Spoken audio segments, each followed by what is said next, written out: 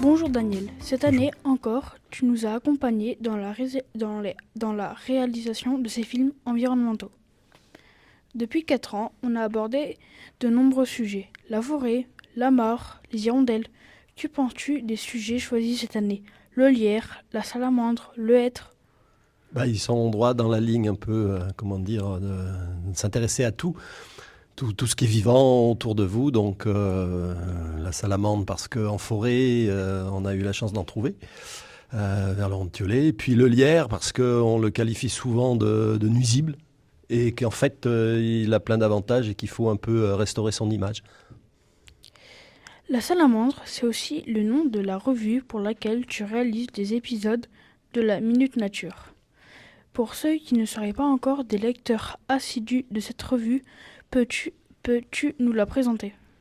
Alors la salamandre, c'est une belle histoire qui démarre avec un gosse qui a à peu près votre âge, de 13 ans. Il s'appelle Julien Perrault, il est suisse.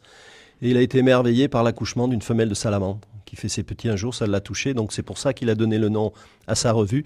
Il a commencé par publier l'interview d'un pissenlit. Donc vous voyez, vous avec le lierre, vous êtes assez proche de son départ aussi. Et maintenant, il a la tête de 25 ou 26 ouvriers qui travaillent pour la revue. Donc la revue, c'est la salamandre pour adultes, la salamandre junior pour les 8-10 ans et la petite salamandre pour les 6-8 ans. Ils éditent des livres, des guides nature, et une plateforme télé où on peut aller, en s'abonnant pour une modique somme, voir tout un tas de documentaires animaliers, pas seulement qui sont ceux qui sont produits par la salamandre. Et donc tu parles de la chaîne YouTube, la Minute Nature. Maintenant, c'était chaque semaine, c'est devenu toutes les 2 semaines. Julien aborde un sujet de nature de proximité, quelque chose que vous pouvez voir quasiment à vos escaliers. Pour toi, qu'est-ce qui fait la qualité d'un film environnemental, d'un documentaire animalier? Alors, on pense tout de suite à l'image d'abord. Donc, il faut de belles images avec du son, alors naturel. Mais quand on commence à faire du montage avec les pixels et les décibels qu'on a récoltés dans la nature, il faut apporter un commentaire. Donc, ce commentaire ne doit pas paraphraser ce qu'on voit à l'écran, apporter des informations, puisque c'est du documentaire. Et puis, harmoniser ça et mixer avec de la musique. Donc, ça, c'est l'aspect technique. Mais je pense que le plus important, c'est le respect qu'on doit à l'animal.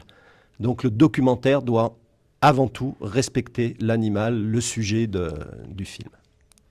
C'est quoi le quotidien d'un réalisateur de films environnementaux et de documentaires animaliers? Alors c'est très simple. Quand on a une espèce à aller filmer, il faut se paxer avec, il faut vivre avec. Donc se documenter sur ses mœurs, qu'est-ce qu'elle va manger, quel prédateur peut la menacer, où on va la trouver, en saison de nidification par exemple, de reproduction, mais en saison d'hivernage aussi, est-ce que c'est une espèce migratrice? Donc du matin au soir, voire même la nuit pour certaines espèces, on essaye de provoquer des rendez-vous avec l'animal convoité. Quels sont les trucs et astuces, les règles à respecter? La règle d'abord, c'est ce que j'ai dit tout à l'heure, c'est le respect dû à l'animal. En plus, quand on fait un film, on voit tout de suite si l'animal est dérangé.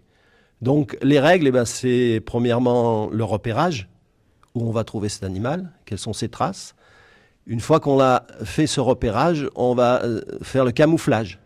On va à l'affût, on se fond dans le décor pour ne pas interférer avec les mœurs de cette espèce. On doit la voir évoluer librement et le réalisateur n'existe pas.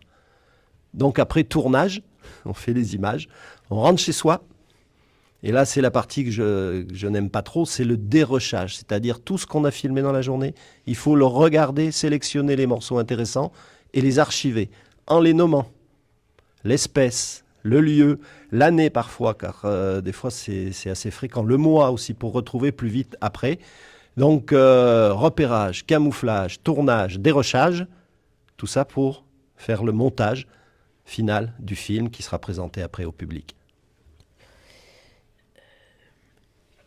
Pourquoi t'investis-tu autant dans ces projets autour de la découverte de la nature qui nous entoure? C'est un peu comme l'histoire de Julien, une histoire de gosse, quoi. C'est-à-dire qu'enfant, j'ai eu la chance d'avoir des parents naturalistes qui évoluait dans un cercle de naturalistes, qui avaient beaucoup de connaissances dans tous les domaines de la nature, qui avaient beaucoup d'humour. Donc j'ai eu une imprégnation, dès mon plus jeune âge, de nécessité de sauver toute cette richesse qui nous entoure. Donc maintenant que j'ai un peu grandi, c'est à moi de passer le flambeau à des jeunes comme vous, quoi. Hein, voilà.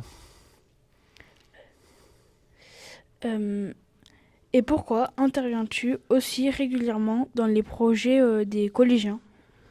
Bah écoutez, ici, il n'y a qu'à voir le décor. Là, il y a quelque chose d'extraordinaire que j'aurais beaucoup aimé être quand j'étais collégien, à voir, voilà. Mais bah, il y a une effervescence ici dans ce collège qui fait que j'ai vraiment du plaisir à venir et puis à être avec vous dans le milieu naturel.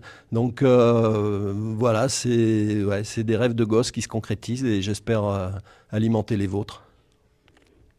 S'intéresser à la nature, à la biodiversité, c'est se laisser surprendre, découvrir des super-pouvoirs inattendus, des interactions insoupçonnées, mais c'est aussi con- constater, constater le déclin de très nombreuses espèces.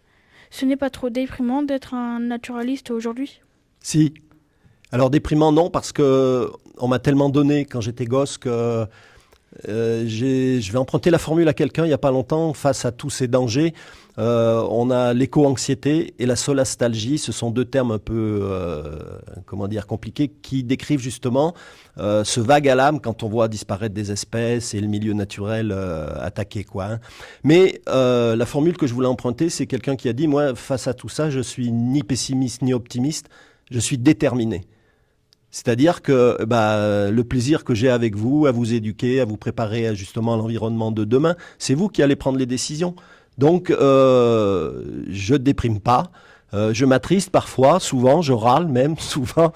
Mais quand je suis avec vous, j'y crois et j'y vais à fond. Que pouvons-nous faire à notre échelle pour protéger la biodiversité? Eh bien, déjà, apprendre à la connaître. Vous sensibiliser à sa beauté. Et quand on connaît un peu l'environnement, qu'on comprend tous les liens, en fait, hein, parce que s'intéresser à la salamandre, au lierre, à une espèce en particulier, on débouche tout de suite sur un ensemble de choses, de paramètres naturels qui font qu'il y a une espèce ici, elle est liée. Il faut voir la nature comme un grand ensemble.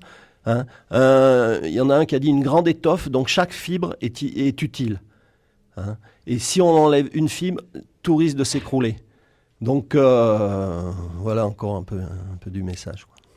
Quels sont tes projets actuels? Alors actuellement, je tourne un film pour la salamandre avec un ami avec qui je vais beaucoup dans la nature. Et donc on est sur le loriot, qui est un oiseau magnifique, jaune et noir, très difficile à voir. On l'entend, mais on n'arrive pas à le voir dans l'arbre. Et donc, on a encore une année de tournage. Le film va sortir en janvier prochain, produit par la Salamandre. L'an prochain, on envisage de travailler sur les chauves-souris avec Camille Gesselin de Hérisson Nature, le Conservatoire d'espaces naturels, le Muséum d'histoire naturelle. Tu es partant pour cette aventure? Ah, bien sûr. Ah ben oui, surtout que les chauves-souris, eh ben, vous allez m'apprendre plein de choses. J'en connais un peu, j'ai déjà réalisé quelques images, mais pas beaucoup. Et franchement, c'est une bonne idée que vous avez là et je serai avec vous 100%. Merci.